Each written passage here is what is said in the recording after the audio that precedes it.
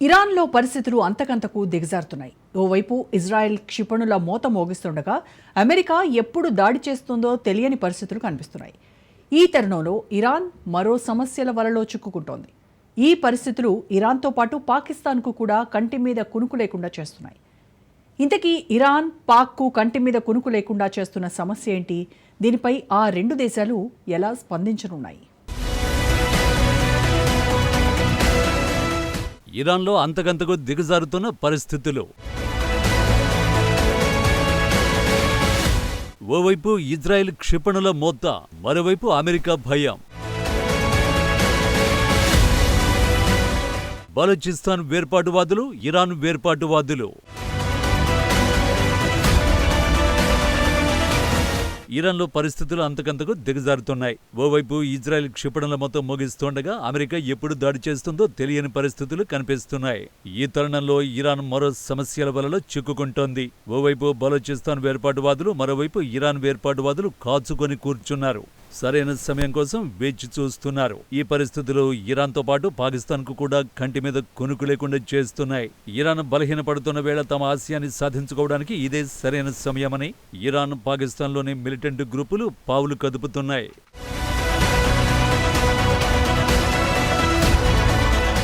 ఇరాన్లో ఖమేనీ పాలనను అంతం చేసేందుకు అటు ఇజ్రాయిల్, ఇటు అమెరికా సిద్ధపడుతున్న సమయంలో పాకిస్తాన్లో ప్రమాద ఘంటికలు మోగుతున్నాయి. ఇరాన్లోని కీలక ఇస్ఫహాన్ అణు కేంద్రం లక్ష్యంగా ఇజ్రాయెల్ దాడులు చేస్తోంది. టెహరాన్ సహా ఇరాన్లోని ఇతర ప్రాంతాల్లోని పలు లక్ష్యాలపై ఇజ్రాయెల్ యుద్ధ విమానాలతో విరుచుకుపడింది. పశ్చిమ ఇరాన్లోని బ్యాలిస్టిక్ క్షిపణుల తయారీ కేంద్రాలపైన 25 యుద్ధ విమానాలతో దాడులు చేయడంతో తీవ్ర నష్టం వాటిల్లింది. రెండు దేశాలు బాంబుల వర్షాన్ని కురిపిస్తూనే ఉన్నాయి. టెలవీవ్, హైఫా, బీర్షిబా నగరాలపై బాలిస్టిక్ క్షిపణులతో ఇరాన్ విరుచుకుపడింది. ముఖ్యంగా బీర్షిబాలోని టెక్నాలజీ పార్కుపై దాడి చేసింది. ఈ ఘటనలో పలు భవనాలకు నష్టం వాటిల్లింది. మైక్రోసాఫ్ట్ కార్యాలయం సమీపంలో మంటలు ఎగిసిపడ్డాయి. ఇజ్రాయెల్ సైన్యానికి చెందిన కీలక కార్యాలయాలు ఆ పార్కులో ఉన్నట్టు తెలుస్తోంది.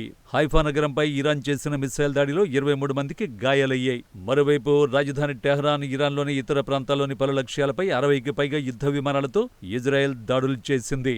ఇరాన్ రక్షణ పరిశోధన సంస్థ కేంద్ర కార్యాలయానికి నష్టం కలిగించింది. పశ్చిమ ఇరాన్లోని కెర్మన్ షా, తబ్రిజ్ ప్రాంతాలలో ఉన్న బ్యాలిస్టిక్ క్షిపణుల తయారీ కేంద్రాలపైన 25 యుద్ధ విమానాలతో దాడులు చేసింది. కాస్పియన్ సముద్రం సమీపంలో ఉన్న రాస్త్ నగరం పైన బాంబులు వేసింది. ఇజ్రాయెల్ దాడుల్లో అరాక్ నగరంలో నిర్మాణంలో ఉన్న అణు కేంద్రానికి భారీగా నష్టం వాటిల్లిందని అంతర్జాతీయ అణుశక్తి సంస్థ తెలిపింది. కాస్పియన్ సముద్రం సమీపంలోని రాస్త్ నగరం పైన టెలవీవ్ బాంబులతో విరుచుకుపడింది. దాడులు జరిగిన ప్రదేశంలో అణ్వాయుధాల తయారీకి అవసరమయ్యే పరికరాలు, ప్రాజెక్టులు ఉన్నట్టు తెలిపారు. ఇజ్రాయెల్ ఫైటర్ జెట్లు ఇస్లామిక్ రెవల్యూషనరీ గార్డ్ కార్ప్స్ వైమానిక దళం డ్రోన్ యూనిట్ కమాండర్ను చంపాయని ఐడిఎఫ్ ప్రకటించింది. టెల్-అవీవ్ పై ఇరాన్ చేసిన వందలాది డ్రోన్ దాడులకు అతడు ప్రాతినిధ్యం వహించాడు.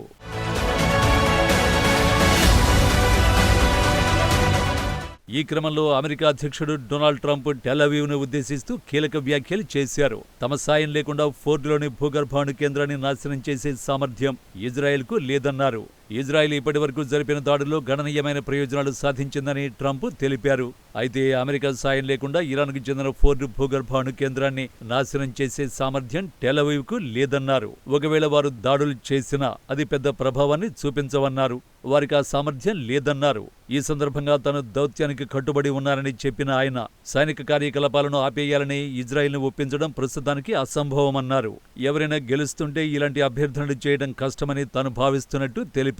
ఈ క్రమంలో యుద్ధంలో టెల్-అవీవ్ అద్భుతమైన దాడులు చేస్తుండగా టెహరాన్వి పేలవంగా ఉన్నాయన్నారు. ఇదిలా ఉండగా ఇరాన్, ఇజ్రాయెల్ మధ్య మధ్యవర్తిత్వం వహించడానికి యూరోపియన్ దేశాలు చేస్తున్న ప్రయత్నాల్ని ట్రంప్ తోసిపుచ్చారు. వారు సాయం చేయలేరని వ్యాఖ్యానించారు. ఇరాన్ యూరప్తో కాకుండా అమెరికాతో చర్చలు జరపాలనుకుంటున్నారని వెల్లడించారు.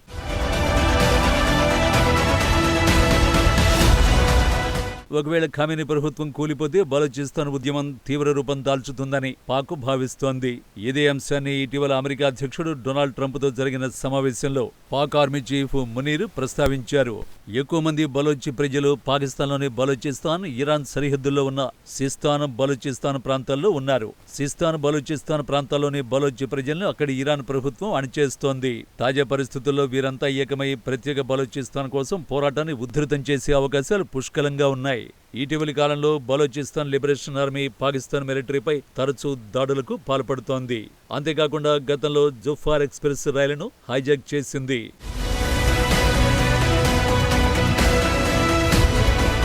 పాకిస్తాన్ కేంద్రంగా పనిచేస్తున్న జైష్ అల్-ఆదిల్ మిలిటెంట్ గ్రూప్ ఇప్పుడు ఇటు పాకిస్తాన్ అటు ఇరాన్ గుండెల్లో గుబులు రేపుతోంది. ఇది ఇరానియన్ వేర్పాటువాద సంస్థ. ఇజ్రాయిల్ ఇరాన్ మధ్య ఉద్రిక్తతలు తమకు గొప్ప అవకాశమని ఈ సంస్థ ఇప్పటికే ప్రకటించింది. అయితే ఈ సంస్థలను ఎక్కువ మంది బలోచ్ వాళ్లే ఉండడంతో దాని ప్రభావం పాక్ పైన ఉండొచ్చని ఆ దేశం కంగారు పడుతోంది. జైష్ అల్-ఆదిల్ ఇరాన్ ప్రజలందరి పట్ల సోదరభావాన్ని చాటుతోంది. ముఖ్యంగా బలూచిస్తాన్ ప్రజలంతా సాయుధ దళాలపై పోరాటానికి సిద్ధం కావాలి అని జైష్ అల్-ఆదిల్ ఓ ప్రకటన విడుదల చేసింది. ఏది ఏమైనా ఇరాన్ పాకిస్తాన్ సరిహద్దుకు ఇరువైపులా ఉన్న మిలిటెంట్లు తమ ప్రభుత్వాలపై దాడులు చేసేందుకు సిద్ధంగా ఉన్నారు. పరిస్థితులు అనుకూలిస్తే వారిద్దరూ కలిసి పోరాటం చేసినా ఆశ్చర్యపోనక్కర్లేదు. బలోచి ప్రజలు కేవలం పాకిస్తాన్లో మాత్రమే కాకుండా ఇరాన్, ఆఫ్ఘనిస్తాన్లో జీవిస్తున్నారు. పాకిస్తాన్ జనాభాలో 3.6% వీళ్లే. ఇరాన్, ఆఫ్ఘనిస్తాన్ జనాభాలో 2% వరకు ఉంటారు.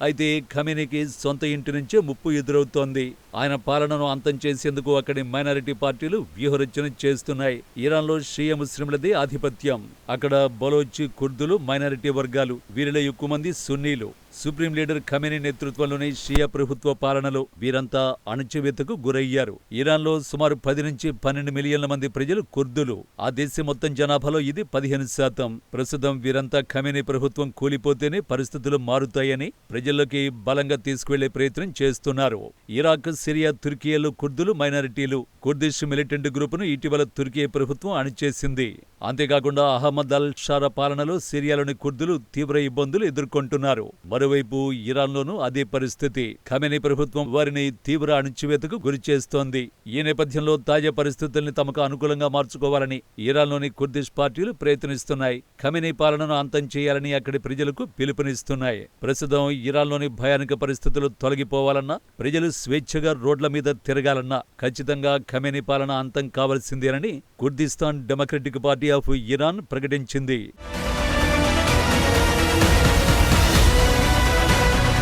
ఇలా అన్ని వైపుల నుంచి ముంచుకొస్తున్న ప్రమాదాన్ని తట్టుకుని ఖమేనీ నేతృత్వంలోని ఇరాన్ ప్రభుత్వం ఎంతమేర మనుగడ సాధించగలదన్నది ప్రశ్నార్థకంగా మారింది. మరోవైపు పాకిస్తాన్ కేంద్రంగా పనిచేస్తున్న జైష్ అల్-ఆదిల్ మిలిటెంట్ గ్రూప్ ఇప్పుడు ఇటు పాకిస్తాన్ అటు ఇరాన్ గుండెల్లో గుబులు రేపుతోంది. ఇది ఇరానియన్ వేర్పాటువాద సంస్థ. ఇజ్రాయిల్ ఇరాన్ మధ్య ఉద్రిక్తతలు తమకు గొప్ప అవకాశమని ఈ సంస్థ ఇప్పటికే ప్రకటించింది. అయితే ఈ సంస్థలను ఎక్కువ మంది బలోచ్ వాళ్లే ఉండడంతో దాని ప్రభావం పాక్ పైన ఉండొచ్చని ఆ దేశం కంగారు పడుతోంది.